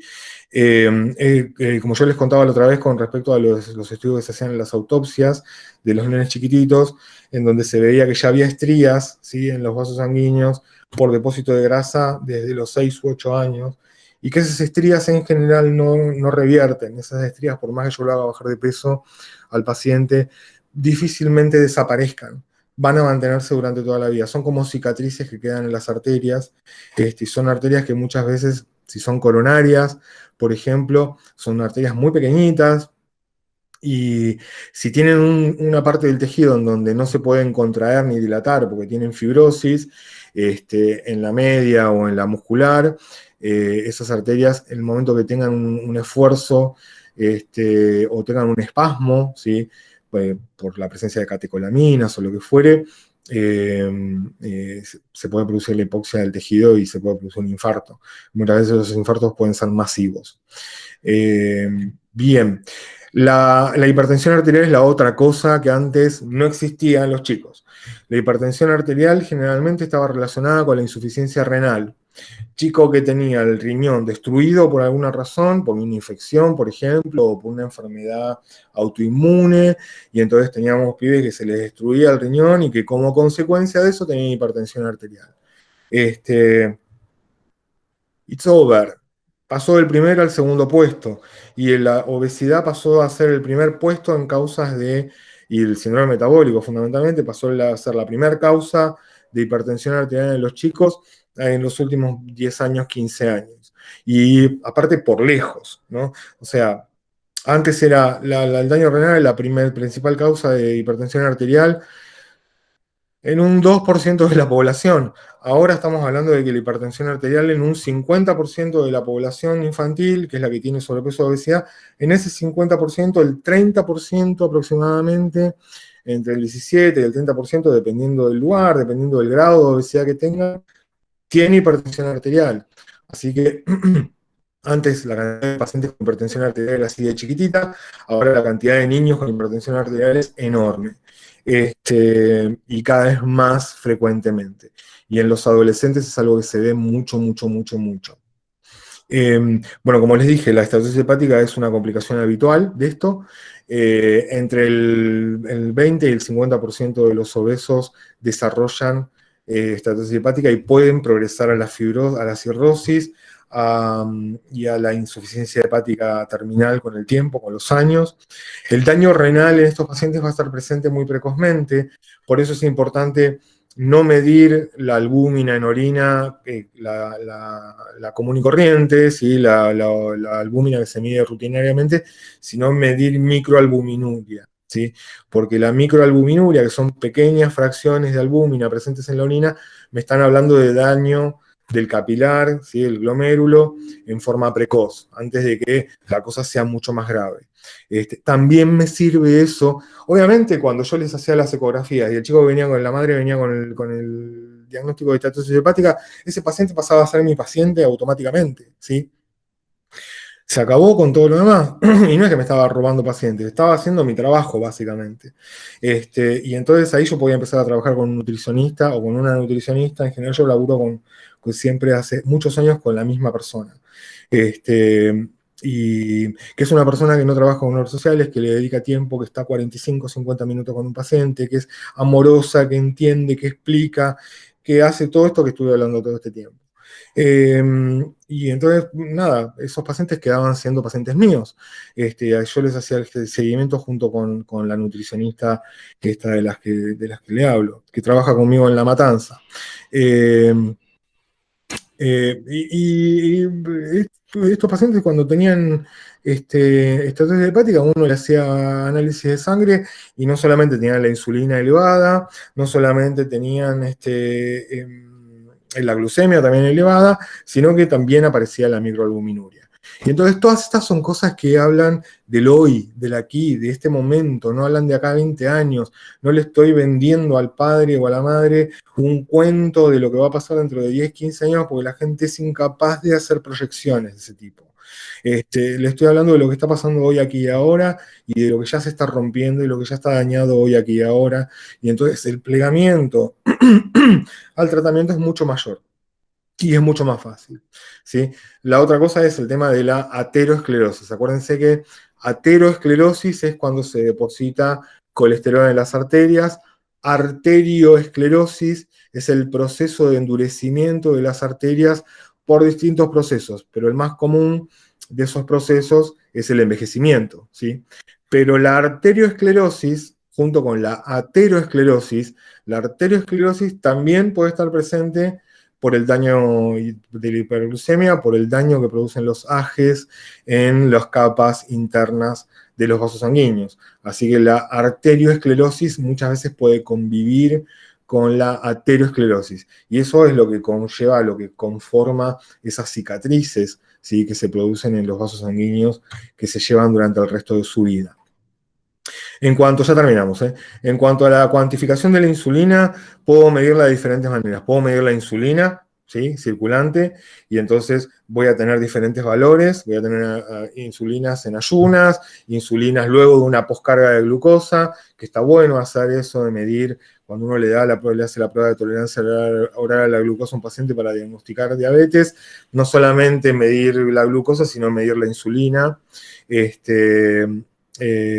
Y tengo el inmediato luego de la poscarga, ¿sí?, el que se mide en los primeros 15 minutos, 20 minutos, y luego de las 2 horas.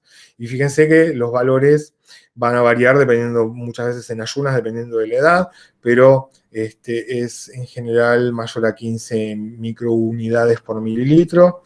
En la post-sobrecarga, en el inmediato, luego de haber consumido glucosa, aumenta muchas veces hasta 130, 120, y obviamente si supera los 150 ya lo considero patológico, y si 2 horas después todavía se encuentra alta la insulina, también lo voy a considerar patológica, ¿sí? Puedo utilizar lo que se llama el índice OMA también para medir esto, que es medir la cantidad de insulina y la cantidad de glucosa multiplicado, ¿no? Esto multiplicarlo, dividido por un factor común, por una variable fija.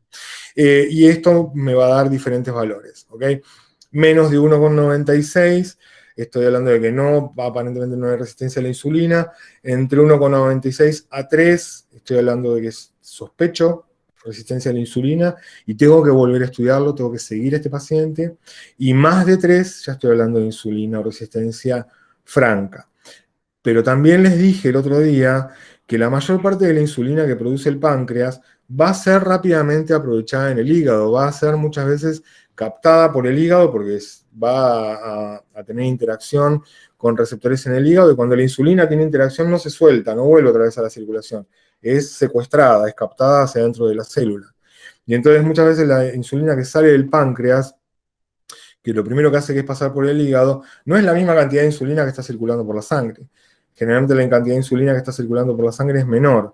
Entonces, si yo quisiese saber bien si el páncreas está funcionando correctamente o no, lo que tengo para medir es el péptido C, ¿sí? Que el péptido C era lo que conformaba lo que era la preinsulina, ¿sí? Que cuando la preinsulina se empaquetaba en el aparato de Golgi y se empaquetaba en las vesículas que luego iban a ser liberadas, se empaquetaba la preinsulina, que era péptido C más insulina, en cantidades equimolares dentro de las vesículas, así que tenía la misma cantidad de insulina que de péptido C adentro de esas vesículas, y esa cantidad es la que se libera al torrente sanguíneo.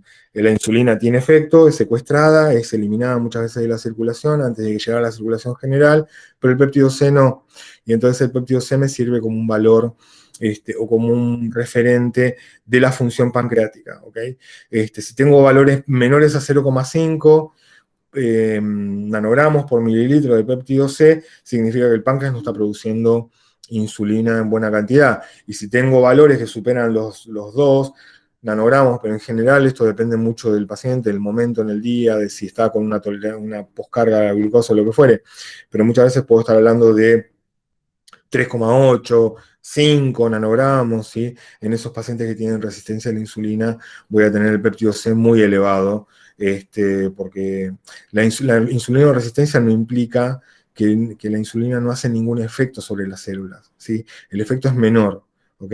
La interacción con los receptores es menor y es ineficiente, pero no quiere decir que la insulina no actúe, ¿ok? Entonces la insulina va a seguir desapareciendo del torrente sanguíneo, sobre todo cuando pase por el hígado. Es más, la insulina es la que estimula la formación de IGF-1 y IGF-2, que a pesar de la resistencia a la insulina, la IGF-1 y IGF-2 se siguen produciendo prácticamente sin alteración. La otra cosa, juro que ya terminamos. La otra cosa es que en la pubertad, por acción de la hormona de crecimiento, piensen que yo para crecer necesito tener glucosa circulante, necesito tener algo de energía para que los ladrillos puedan formar un cuerpo, ¿sí? Sobre todo en ese momento de crecimiento exagerado, de crecimiento acelerado que tengo en la pubertad. Así que la hormona de crecimiento va a producir algún grado de resistencia a la insulina, va a producir una insulina resistencia fisiológica y que muchas veces se puede confundir con diabetes. Muchas veces puede darme glucemias muy altas, sobre todo en ayunas, y que puedan hacer que yo me confunda, y que piense que el paciente puede estar desarrollando una diabetes o una resistencia a la insulina no fisiológica. Acá lo que voy a tener en cuenta es el tema del peso del paciente, ¿sí? Sobre todo la circunferencia abdominal, y los antecedentes, muchas veces los antecedentes familiares. ¿Okay? Si tengo antecedentes familiares de pacientes que tienen diabetes tipo 2, sobre todo familiares directos, bueno, mi índice de sospecha aumentará. Pero bueno, si ese paciente es flaco o es normopeso, en general voy a pensar primero, antes de empezar a los gritos y de derivar al paciente, voy a pensar primero que esto puede ser una insulinoresistencia fisiológica y esto conllevará en todo caso que haga un seguimiento más cercano, o que lo deriva el especialista, pero teniendo en cuenta esto. Cuando les hablaba de los criterios de Cook, que son los que se utiliza en general en pediatría, fíjense que yo tengo que para los niños, ¿sí? Para los niños tengo ciertos puntos de corte. ¿Okay? Los criterios diagnósticos son estos y lo que se solicita para que hacer diagnóstico de síndrome metabólico es 3 o más criterios diagnósticos, ¿ok? Y esos criterios diagnósticos son los triglicéridos, el colesterol HDL, la circunferencia de la cintura, la glucosa y la presión arterial. Y fíjense que en el caso de los triglicéridos, tengo de adultos y niños, en los niños el aumento de triglicéridos para considerarlo un factor, un criterio, tiene que ser mayor o igual a 110. El colesterol HDL tiene que estar menor o igual a 40. La obesidad abdominal tiene que ser mayor o igual al percentilo 90. Hay tablas de perímetro abdominal y tiene que estar por encima, igual o por encima del percentilo 90. La glucosa en ayunas tiene que ser mayor a 110, mayor o igual a 110.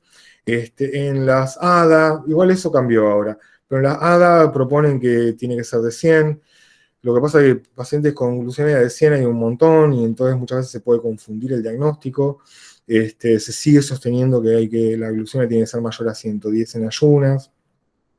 Y la tensión arterial, la presión arterial, tiene que ser también mayor al percentilo 90.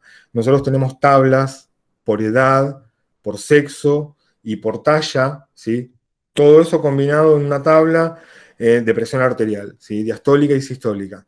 Y si da por encima del percentilo 90, lo consideramos un criterio diagnóstico.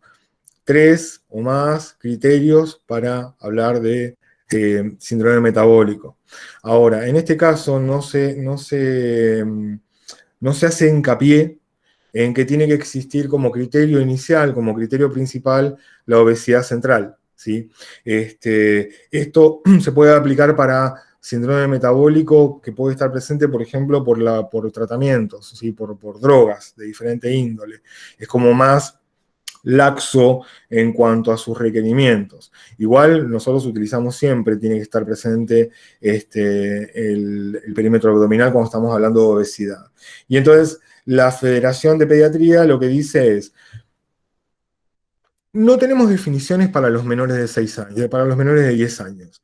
No podemos poner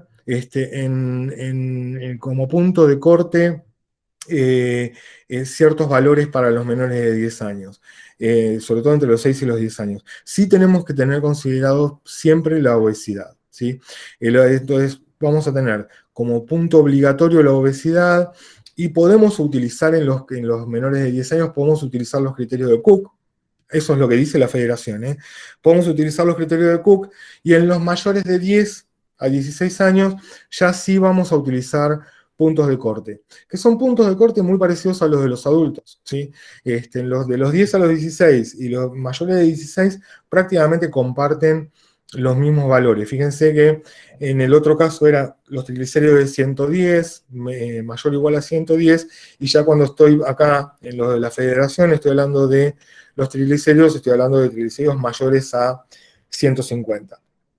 Y la glucemia, en este caso la federación, que es la que más rompe los quinotos con esto, están hablando de mayor o igual a 100. Pero vuelvo a repetir, esa glucemia mayor o igual a 100 me mete un montón de pacientes adentro del criterio, y muchas veces puede dar error, puede dar ruido en todo esto. Y entonces en muchos casos, otra vez, esta cosa de la discrepancia entre criterios y qué criterio utilizo, bueno, ok, cuando hablamos de pacientes de más de 10 años, vamos a utilizar estos criterios y siempre hablando de glucemias mayores de 110, que es lo que dice la ADA. ¿Ok? Y en los menores de 6 años vamos a utilizar los criterios de Cook, que incluye esa glucemia de 110. Y entonces voy a tener para la tensión arterial los pensantilos, para los triglicéridos mayores a 110, para el colesterol menor de 40 y para el perímetro de cintura los percentilos también. ¿Ok? Esto sería cómo vamos a utilizar criterios que muchas veces están, no en contraposición, pero que tienen ahí discrepancias y que muchas veces en ciencia vamos a encontrar discrepancias permanentemente y que vamos a tener que encontrar un punto medio y decir, bueno, ¿con qué nos manejamos? Y nos vamos a manejar en los menores de 6 años con los criterios de Cook, en los mayores de 6 años con los de la federación, teniendo en cuenta que la glucemia tiene que ser mayor a 110 para considerarlo criterio de síndrome metabólico.